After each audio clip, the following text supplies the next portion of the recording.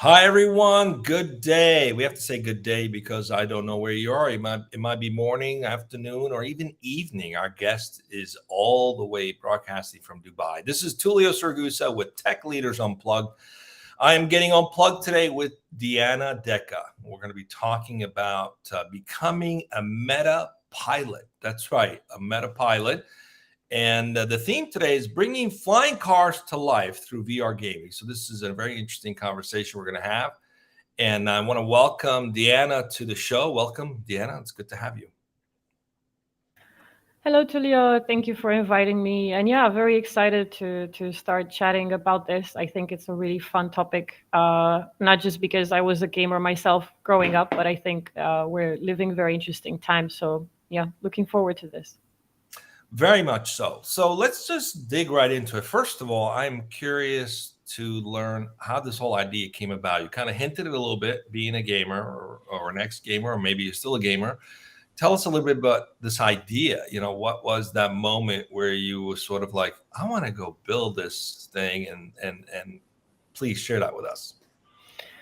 Sure. I mean, it will seem a bit intricate the way I do it. So it started, of course, in childhood. I was a 90s kid and I loved, what we call now retro gaming, which sounds bad. So I was playing, Wolfenstein, Quake, Doom, all of these games, right? And it was very exciting at the time. In the meantime, I ended up doing a PhD in neurobiology in Munich. And in there, my project was about getting some mice, or some, the actual animals, the mice, building a little VR arena for them. And so the mice were running on a ball and looking at the VR screen. And in the meantime, I was sticking electrodes in their hippocampus and trying to understand if we can convince the mouse brain that the VR is real. That question fascinated me at the time, because that means, you know, it means we can erase the boundaries between what is real and what is a simulation. So that was a very long time ago, long before the metaverse appearing as a buzzword. Long story short, it's very complicated to do that. Our brains are very advanced in that sense. Um, but yeah, it's been very interesting. And so the game Metapilot is very much about that. It's about bridging two worlds, the digital and the gaming universe, with the existing one. The main thing about the game, though, is it's actually designed with a purpose. The flying cars that you experience in the game are real. They are in development and about to be deployed at scale. So by playing the game, you're actually generating synthetic data that helps these companies go to market faster. It helps them launch in more cities faster. And so, yeah, it's partially because I'm nostalgic from the 90s and the 80s. If we watch the Jetsons or read about Isaac Asimov, flying cars was a dream then, and I wanted to stop being a dream today. I hope it happens very soon. Very interesting. Some of us started with, Pong on Atari, but nonetheless, we've come a long way. You said something really interesting that caught my attention. The folks that are using the game are actually piloting real cars that are in production. So, in essence, you're gamifying the process of R&D, and dare even say there's probably some design thinking in there because you're actually connecting with the end user before you release a product. Tell us a little bit more about that partnership. How's that working? Yeah, so in the first stages, the purpose of the game is to generate data, right? So at some point I'm probably going to show you, but in Metapilot, we now have a very simple version of Manhattan. So, if you're from there, you can probably recognize your building, and we have a few simple air taxi models. So as you're playing the game, you're generating data about your flight and how you actually flew the aircraft, a bit like an Uber, which is exactly how they're going to be in the next 2 to 5 years. But we also get a lot of other kinds of data. For example, we can simulate different weather events, which is something the regulators are concerned about, right? So if you were to go into a flying car right now, you might be a bit scared, knowing that there's a storm and you're flying right next to a skyscraper, right? So we can actually um, get that data through you and from you. And the best part about this is the diversity of the players, right? You can have former Boeing pilots playing the game. You can have, Top Guns, but then you can also have 12-year-old kids or students who are excited about it and who don't have, sorry, very annoying fly. Um, you can also have, people from wherever in the world that didn't get a chance to, go to a flight school or, drive a very expensive aircraft. And through the game, we can actually find them and locate the most talented future pilots. Interesting. Nothing like being live, right? With flies flying in front of us. Uh, I think it's on purpose. so this is, I'm curious about the applications, the broader application of this, right? So I see the value in basically giving the feedback loop for companies R&D. I mean, they've gamified a way to do that, and it's fun for people to participate. Are those people participating as a subscriber, or they're getting paid for this kind of playing the game? How's that set up? What's the business model look like?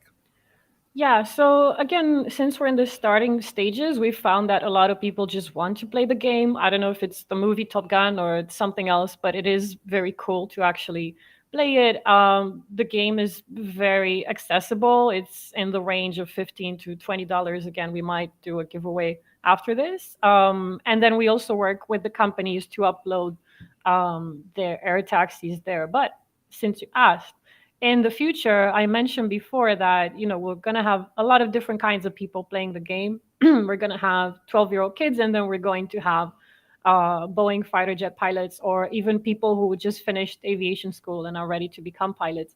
So for the second group, imagine if you were, from Boeing or Airbus and wanted to test a specific type of aircraft. You could create missions, and these people could get paid for the data that they generate. So in that sense, it has the potential, hopefully, to become a sort of an Uber. I mean, I keep thinking about that movie, The Fifth Element. It reminds me of all those flying cars and taxis and so on. But I find the business application of this really intriguing, and I think a lot of people have struggled to create value for the metaverse, for example, in a real way. And so, what I've heard so far is I can actually hire your company if I'm producing a flying vehicle or a next generation airplane or whatever it is, and I can hire you guys to go and basically get a bunch of users to test my product out, to virtually put it through its paces and give me feedback, and I can generate through that feedback all kinds of data and input that can help me with fine tuning my production, my R&D. I'm wondering what other uses could this be applied to? There's so much that this can be worked on, even for, it could be used for eventually surgeons having, virtual practice using this kind of technology. What are your thoughts? What's the future? What is this going to open up from a broader perspective in your opinion? Yeah, great question. So, well, the reason why we started with air taxis is because, they're a great beachhead. They are an emerging market. They're much easier to deal with than, for example, BMW or Tesla, right, which have their own internal huge R&D teams. But in the future, this applies to many things that are in development and are really willing to do a lot of back and forth with us to understand their market. One of these applications is governments and defense, right? So because we are quite neutral and we work with all of these companies, we also function as a platform for governments to be able to test different types of air taxis. So if you want to see, for example, with Urban Aeronautics, which I believe is the Series C air taxi company, they were looking at deploying their model as a flying ambulance, right? Because it can land vertically and it can take off vertically.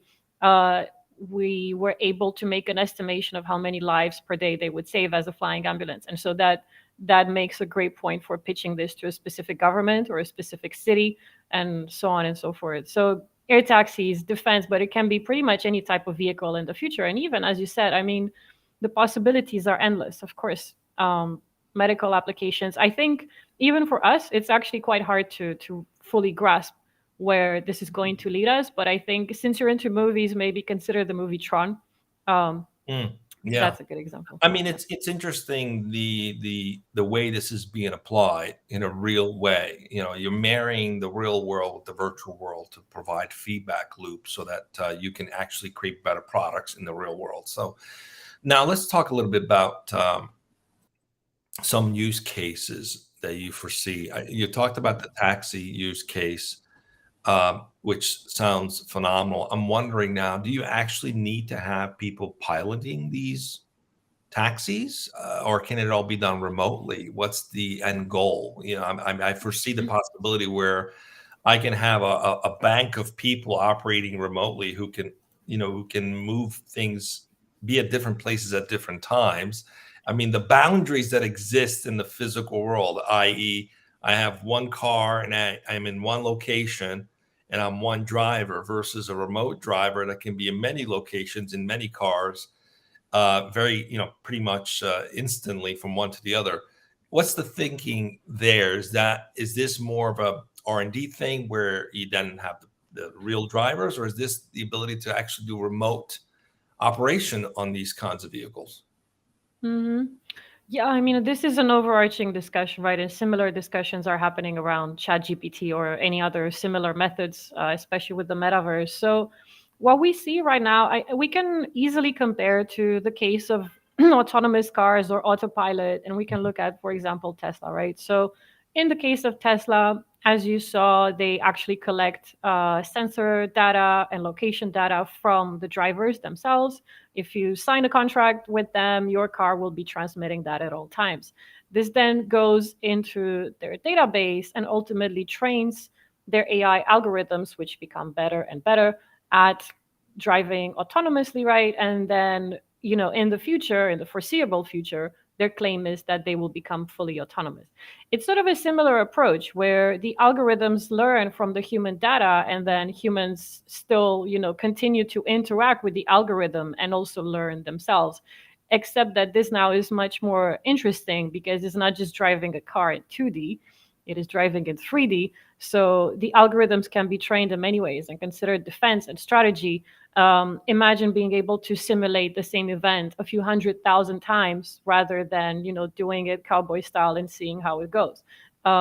Right. So raising the success rate of something like that to 98, 99% is very interesting. And it's also very interesting for space applications. It prepares us also for different gravitational um, situations where we don't know exactly what the gravitational pull is, or we don't know how the weather is going to be like on Mars, or how dark it will be, or what other flying objects there may be around. So this is a great platform to train for all of the unknown unknowns, let's say.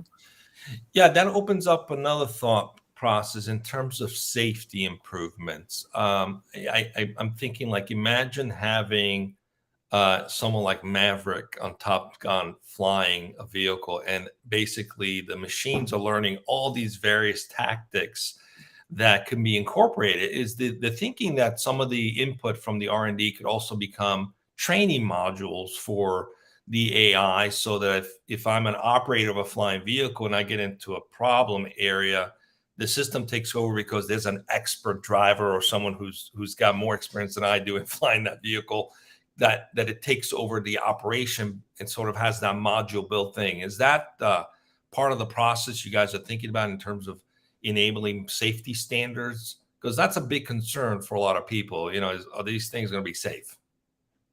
Yeah, absolutely. So that's actually why we started the whole thing long before we built the game. We worked very closely with regulators at Boeing, at NASA. That's why we also got some funding from Boeing and their partners, to be able to generate data that is actually interesting for regulators. And we chair a few of these committees where we're trying to see, well, what kind of data would be used? How can we combine it? And our thinking is, for example, a new emerging air taxi concept appearing in New York, right? It would be great to have, 100 flights in Manhattan, but what if you can get a few hundreds of thousands of flights from people and then simulate those for all of the, again, unknown unknowns, right? And then simulate bad weather, simulate storms, or whatever else there may be happening. So we're trying to combine all of this and increase the safety levels, also keeping in mind, and that's something that we get into quite often. A lot of people, when they think of air taxis, they think of the Jetsons, as you said, or the Fifth Element, right? And that's a lot of pressure to put. It's a bit like putting pressure on a kid, right? Like on a teenager. So at this point, we might want to see air taxis as slightly cooler helicopters. Okay, there are helicopters moving about all the time, Slowly, they will become a bit more autonomous, let's say level 3 or level 4, like cars are right now. And then slowly we will add things to them. For example, we will make them fully electric, we will make them hydrogen based, we can create an AI system that controls them and make sure that no accidents happen, and then sends them to Mars or whatever. So we can do this in a very incremental manner, and that's why it's really important to talk to people and also talk to the younger generation and make sure we check in with them and not just project these sci-fi dreams onto them, but rather let them get involved. All right. So we're not going to be getting flying cars anytime soon for the regular person, but it's really commercial applications, what I'm hearing. What are some of the challenges that you faced in making all this work? I mean, this has got to be very technology intensive. Were you able to find some open source tools, or did you have to build proprietary technology? How did you go about putting it together? Yeah, good point. So, well, I did quite a bit of this with my mice, where we kind of had to start from scratch because you don't have a lot of funding in academia, right? So it was good training for being a startup. Um, I mean, Unity, Unreal Engine, they're developing really fast. They're really great. I think the trick here is to make sure you generate data that is interesting for regulators and government. So that's something to do before starting the game. And then second, of course, building a pipeline that sends that data somehow into your servers. But finally, the most important part is the backend, which is the AI backend, which generates that data and analyzes it. And this now is based very much on my PhD research. So, in a sense, we're treating the gamer, the Metapilot, very much like we were looking at the mouse brain, trying to extract as much data and with a lot of curiosity. Interesting. Okay, so it sounds very complex and challenging to put it together and make it all work. Um, so when we'll be able to see this? Is this in production now? The game is available right now, also in VR, and it's available in several amusement parks actually that we collaborate with. I could do a demo right now. I could show you videos if you want, but yeah, you'll see that if you go How does to it work? our. Does it require any hardware? Do I need a device or up in a room set up for this? How is it set up? You go on Steam. Well, you go on our website, neurobotics.ai, and then you go to become a meta pilot. It will take you through the game website, and there you have the option of playing it via desktop, or you can play it, you can connect your VR goggles to your laptop if you're into that, and then do the VR version. In the future, there will be more complicated versions of this, but it's available. That was the hard part, really. It's available right now. People have tested it. A lot of influencers have tested it, and we have improved it a lot based on their feedback. Yeah, I keep thinking about the simulations that NASA and even the DoD uses for fighter jet pilots. They put in time in these simulations to practice. Is the thinking for the more advanced R&D to actually have these kind of virtual meta studios, or is that not necessary? How close is this to actually just being able to use your screen on your computer to provide real valuable input? Right. Yeah, so we collaborate with all of these groups, with a lot of governments, and we're working with NASA on this. So there are different levels, right? And that was probably the hardest part, building a game that is actually engaging and relevant for people who are now, 12 to 19 years old. And we did that by having, people on our team that are within that age range and extremely talented, usually coming from universities like UCL, NYU. Um, so there are levels. Again, you can be slightly interested in the game and you can be very competitive about the game. You can follow our development and try to get involved, and then just email us directly from the website. And in time, there will be a path to being noticed by different groups, be it the air taxi companies, be it Boeing, etc. So that's ultimately our goal, I would say. If you were born in a random place in Ohio, let's say, I took that completely randomly, and are into this and don't have your own fighter jet to play on and no one can pay for your school, this is the way to get noticed.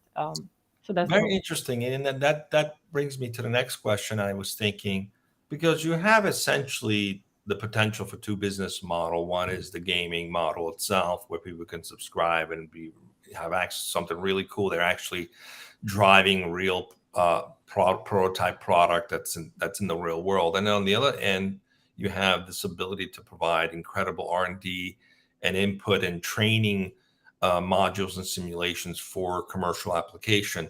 And it sounds as though you're sort of marrying these two, where the entry point could be you're a player and you're having fun with it, but there might be need for future people that can contribute input and so on by these commercial entities. What's the end goal for you? Is it this hybrid of these two, or is it predominantly, a game, or is it predominantly focused on the R&D input?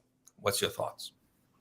Yeah, great question. So how to bind the two? For now, indeed, they are two revenue streams. They're both moving fast enough, but going back, and now it's getting full circle. I like this. I did mention that we'll have different types of players. Some of them will be very young, potentially very talented, and some of them will be well-known pilots or people who are taking a break or people who are actually, trying to get back to their normal life after being a fighter jet pilot. That's another topic for another day. So the latter, the second category, is more likely to become connected with those companies, right, and generate valuable data. But in time, we are also creating a path for everyone else to, get involved to the extent that they want to get involved, really, and to have that freedom to decide for themselves how much they want to know about, how deep the rabbit hole goes. Very interesting. So what are is this your first entrepreneurial venture, Deanna? I was involved with actually two startups before, and Neurobox has evolved. It has had different applications. We're mainly an AI company. We've approached different things from medical to manufacturing, and we still have those connections. But when it comes to something that scales at the pace that our team wants it to scale, I think Metapilot is a great way to connect people and technology. So, yeah. So what's that experience been like? We're coming up to the end here. I'm just curious. I mean, this is a very complex, interesting topic. It's been met by a lot of support by some groups. It's been met with a lot of pushback by others. People that have dismissed the metaverse and blockchain. There's always those who just do that because maybe they don't understand it. What's been like for you building this thing? It's been very interesting. I mean, it's really the core of what I was doing. So I was happy doing this in my PhD, 12 hours a day with no weekends. So, it's been actually what's behind Neurobotics has been going on for 15 years, probably. As for the startup experience itself, which I highly recommend to more scientists, is very interesting because it really humbles you. Academia has a way of building oversized egos, I think, which I am also guilty of. And the process has been amazing because I learned so much. I learned so much from people working at NASA, from fighter jet pilots, from angel investors, from VC funds, and all the corporations and partners that we work with. And I think it's just really cool for me. And I'm very grateful to have studied neuroscience and still be able to chat with fighter jet pilots. I mean, what more could you ask for? That's amazing. I admire that you've made this like your lifelong mission. So it sounds like we're going to see some amazing outcomes from this. So for anyone who's curious about this, they should check out your website, Neurobotics. And if we can post that, there it is, neurobotics.ai. We wish you tremendous success. So we're up on time. So what have we learned today? We've learned that you can marry the real world with virtual reality, and you can create value for both people interested in just leveraging and consuming fun things in the virtual world, in the metaverse, and also provide valuable input to the real world scenarios. And here's an example of those two coming together. Who knows what this will open up? There's so many other potential opportunities to create this kind of marriage, if you will. So we'll see how it all plays out. AI is making a lot of things possible that we haven't even thought of in the past, except for sci-fi movies. Diana, it's been a pleasure to have you with me this morning, or this afternoon, or for you this evening, wherever you're watching. Please stay with me as we go off the air in just a second. And we've got a lineup of other guests this week. Tomorrow, we are going to talk with Joel Neeb, who's the VP of Execution and Transformation at VMware. We're going to be talking about from reactive to proactive, how to transform IT operations with AI and eliminate operational debt. So that's an interesting conversation. Anyone who knows anything about technical debt or operational debt, you should definitely tune in and watch that show. We're going to try to go as deep as possible. And then I think we have another guest coming up later this week. I could be wrong, but that's the one coming up tomorrow. If we have another one, we will announce it tomorrow. Thank you. Oh, we have one more on Thursday. What do we got coming up on Thursday? So we got 3 shows this week on Tech Leaders Unplugged. We get to get unplugged 3 times. So tune in tomorrow, same time, and we'll announce what's coming up the day after. We have Bob Rogers, who's the CEO of OII. So thanks for being with me. See you again tomorrow, same time.